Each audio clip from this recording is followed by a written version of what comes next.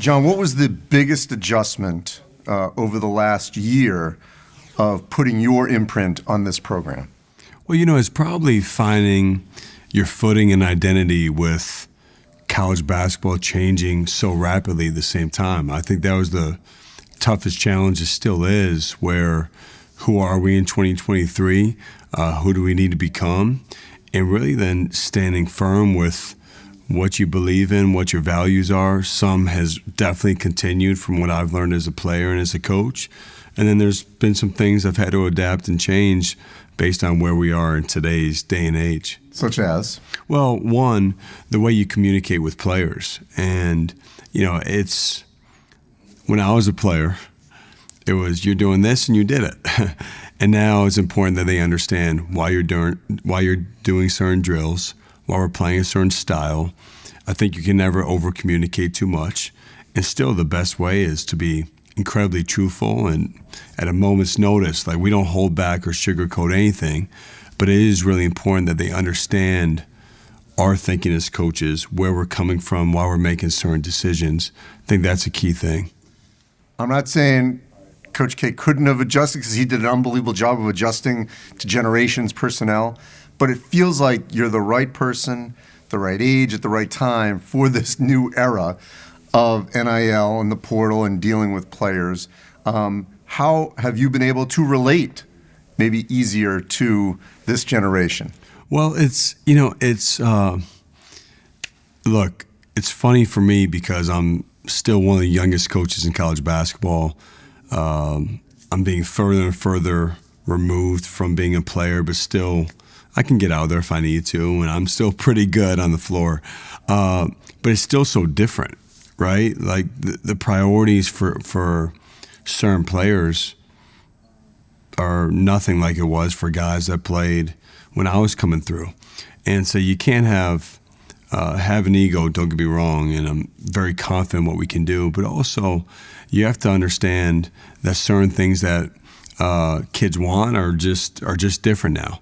And so, there's questions about NIL, there's questions about, playing time as soon as possible. And again, some of those things have happened in the past, some of them haven't. And so really understanding, like in my 10 years as an assistant coach at Duke, there are two or three iterations we had in terms of our recruiting style, our recruiting strategy.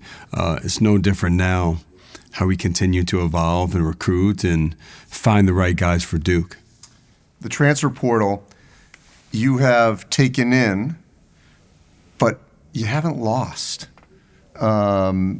And really, I think one of the few programs in the country that at this level that didn't lose. Obviously, Duke's one of the best institutions in the country and the world, so it's not easy to leave Duke. But still, in this climate, how have you been able to keep this roster intact and maybe cherry pick a transfer but not lose a transfer?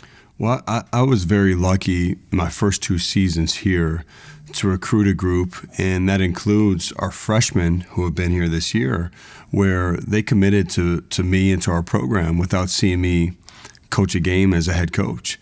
And so they really had faith in our staff.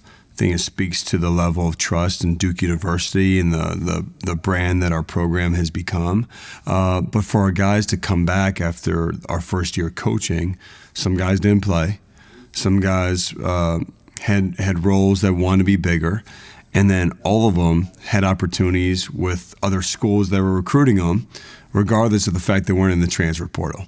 And so the fact that 8 players decided to come back, 4 incoming freshmen, I think it says a lot about them more than anything, with their commitment to Duke, to us, but also that they're tough-minded. Like they want to accomplish more, and I'm proud of that. I don't know if it's ever going to happen again. It's a tough thing in this climate, but I am proud of this group that we didn't have a transfer come in and we didn't have a transfer go out. Kyle specifically definitely could have gone in the NBA draft. It's rare for a program like Duke to retain an All-American who's now a first-team All-American.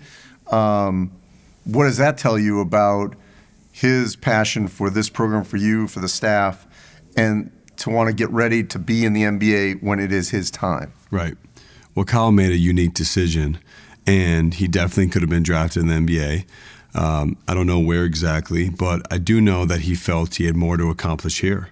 Everybody is in such a rush to always get to the next, which we've had many guys come through Duke and have gone one and done. And that's been an exciting thing for me to be a part of, to be on their journey, but also for somebody that has a different story or a different race they want to run. Like in Kyle's case, this should be celebrated too. And so I'm happy for him that he did what was in his heart, coming back to Duke to do something special, and that still will be there for him at the right time. You won a championship. You know what it takes to win a championship. As a player, what do you think it takes to win a title as a coach? Well, it's a lot of those same qualities. It just, you're putting it together a different way. You know, when you're a player, you're really thinking about through the vision and through the lens of yourself. As a coach, you have you're looking at it, it's a broader view of the entire team and how we have to put it together. And it's about toughness. It still is about sacrifice and playing for each other.